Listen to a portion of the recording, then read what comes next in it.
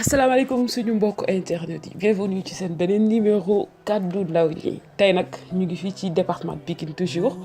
commune de Yeumbeul Sud quartier Afia 5 fii nag moom comme ni ngeen koy gisee ci image yi dafa mel ni on est à des kilomètres de Dakar alors que ñu ngi ci bel et bien ci biir département de Pikine li ko waral mooy quartier bi moom dafa mel ni dañ leen fàtte nag wax dëgg yàlla du infrastructure du sécurité du dara ci loo xam ne ni mën nañ ci teg bët looloo tax ñu ñëw fii defal leen fi reportage wane la leen ak ñi nga xam ne noo dëkk ci quartier bi jox leen di suñuy micro ñu daal di wax li nga xam ne nii mooy seen mbébét. Macky Sall ñëw fii nag geesuwaat nag Yeumbeul Sud gi nag tax ñu ko jàppale ci lañu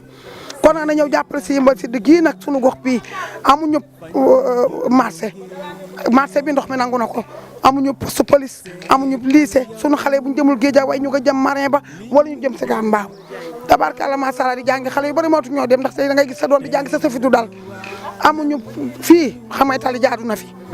biir gox yi bala ngaa génn da ngaa dem ba mu Yeumbeul da ngaa dem ba tali buun wala nga dem ba tali Thierno Ndiaye door a gis oto boo dugg nanu wutal fii ay tali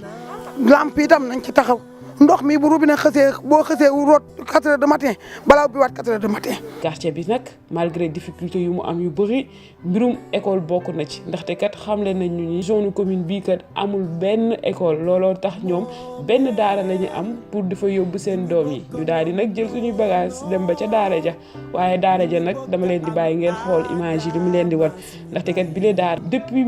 1987 daara bi mu ngi fi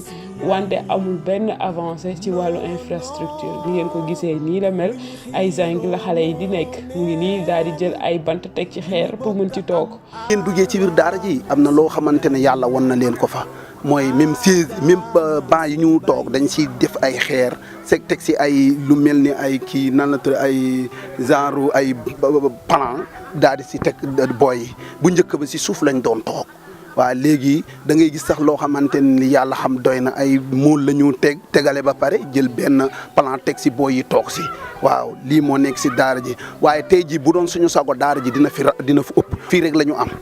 te fii rek la ñu am te fii tamit wax dëgg fa yàlla ñu fiy jàngale ni ay jàmbaar lañu dañu góorgóorlu bu baax a baax léeg-léeg da ngay gis koo xamante ne ni day takale ba am dara daaj benn baa ñoo jox leen ko waaw loolu nag ñun dañ siy sant yàlla waaye bu doon suñu sago tey ji ñu am koo xamante ne ni mun nañu taxawloo carrément taxaw ci daara ji jàppale ñu si daara ji xale yi mun a jàng tey ji xale yoo xamante ne ni ay 6 ans la ñu am ay 7 ans ay 8 ans boo yooyu lañ fiy indi ñoo xamante ne wallahi lazim bëgg nañ jàng waaye dañoo amul nuñ jàngale fii waaye amuñu doole suñu amoon doole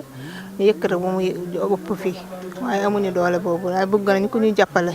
pour ñu dimbali ñu tabax daara ji am ay banc fu ñuy toog ndax suñu xale yi ñu bari ñu ngi fi ay xale yu tuuti ay mag sax ñu ngi fi am na suma doom bu mag fii la jaar ba mu génn fi dem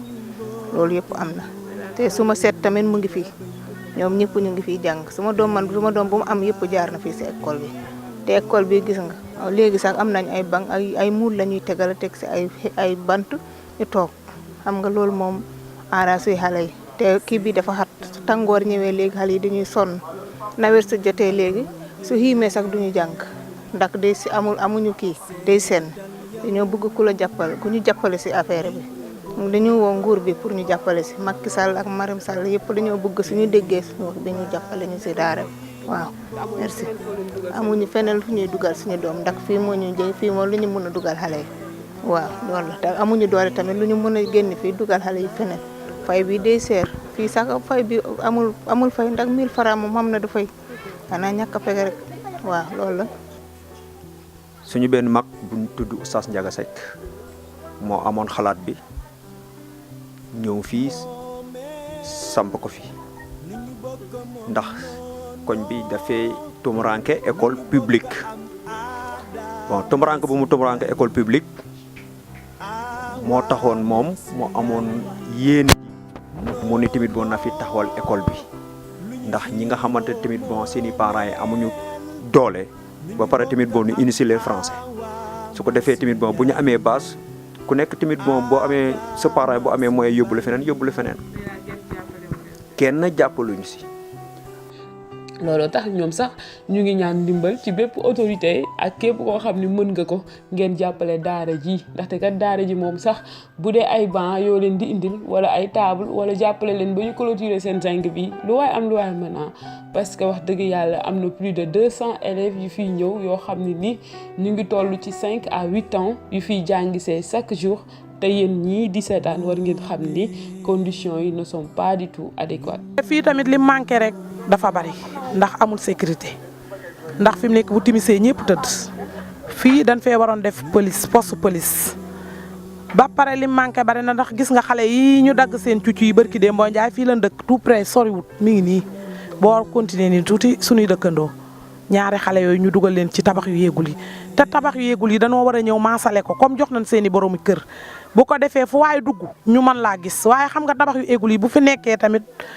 mën na noo dugg ci biir di fi def ay affaires yi ñuy def te kenn du leen gis ah maire bi moom wax dëgg yàlla mi ngi liggéey Bara Gaye moom mi ngi liggéey waaye nag liggéeyam ci boppam dafa xaw a des ndaxte lamp yëpp nag moo ko taaloon bu ndee wax rek te yàlla tax nan wax rek te yàlla tax te dëgg moom moo taaloon lamp yi waaye nag lamp yi fi mu nekk nii genn wàll gi yëpp fay na waaw. école tamit nee nañ école amu fi école amu fi waaw lycée amu fi sunu xale bu ñuy jàngi dañuy dem ba Sicap Mbao fa la lycée bi nekk ñu bari sax dox bee leen sonal ba nu baax waaw.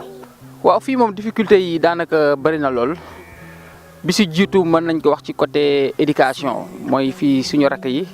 daanaka amuñu ay infrastructure scolaire yoo xam ne mën nañ si jànge sooy xool fii ay daara moo fi nekk ak ay école privée yoo xamante ne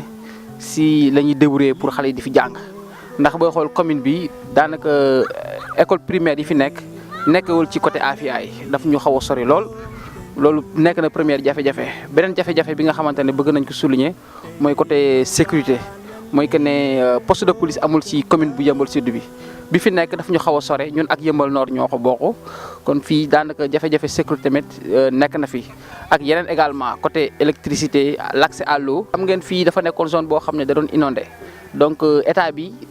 si politique sociale am mu construire ay logements sociaux fële muy plan Jaxaay muy Tawfekh Yaakaar ñu jëleen population yi yóbbu leen foofu léegi daanaka kër yi fi des nag état bi moo ko moom donc kër yooyu nag la ñu war a toj mooy c'est parce que kenn dëkkatu fi te loolu nag dafa nekk loo xamante ne problème la si population yi parce que jëfkatu ñaawteef yi foofu la ñuy laaxatu am na ñoo xam ne dañ fay fa la ñuy nekk di gën wala fa la ñuy attirer tamit xale yi parce que booy xool barki dem rek am na benn jafe-jafe fu amoon mooy ay xale yoo xam ne leen jàppoon dagg seen sexe yi daanaka si bâtiment yooyu lañ leen dugal moo tax ñu ngi interpeller état bi ñu ngi interpeller tamit commune bi ne ko kër yooyu bu ñu ko mënee raser parce que loolu moo ci gën bu ñu ko raser wul tamit day gën a indi problème booy xool tamit am nañ ci benn poste de santé boo xamante ne construire nañ ko ba daanaka pare na mais depuis 2 ans ba léegi kenn inauguré ko te loolu tamit nekk na jafe-jafe boo xamante ne ñu ngi laaj tey collectivité locale bi la moo tax tey ba tey kii boobu noonu muy poste de santé ba tey la moo tax kenn tijjiw ko parce que tey population bi soxla nañ ko lool pour que ñu mën ko tijjee. suñu mbokk internet yi lii lañ leen jëlale woon fii ci Yeumbeul Sud quartier Afia 5 Warkha TV la chaîne qui nous rapproche.